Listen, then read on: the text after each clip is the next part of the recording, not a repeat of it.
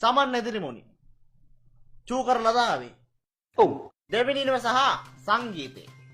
මේ කතා දෙකම ලියන්නේ ඔබ. එතකොට දෙවෙනි නිමේ අනුහස්ගේ අවන්තගේ ඉස්කෝලේ යාළුවෙක් වුණ මේ කොල්ලා සංගීත කතාවෙත් ඉන්න කොහමද?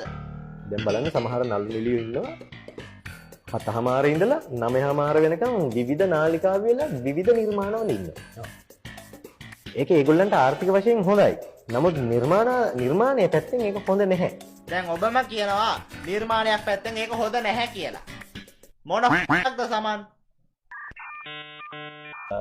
දැන් ආනන්දගේ නිවසම වෙන්න එපයි අවුරුදු 50ක් ෂූට් කළා. අනිවාර්යයෙන්. ඒකට එකම ලොකේෂන් තමයි. ලබ්බ තමයි.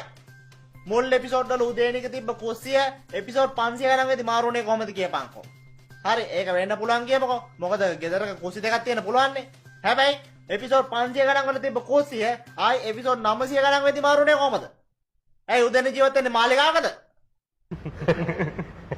මොකද hina වෙන්නේ? පඩත්තරයක් වගේ. සමන්. මම ඔබගෙන් පොඩි ප්‍රශ්නයක් අහන්න. දෙවනි ඉනිමටද වැඩිපුර බණිනවා පේන්නේ සිදුව එකටද? දෙවෙනි නිමට.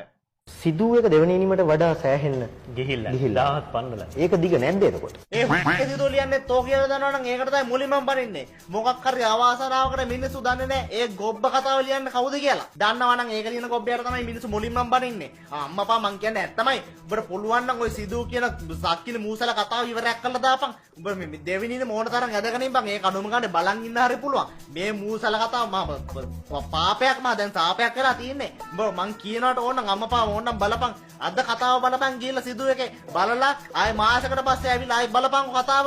ඔබට මොනවත් මිස් වෙන්නේ නෑ බං. හරිද?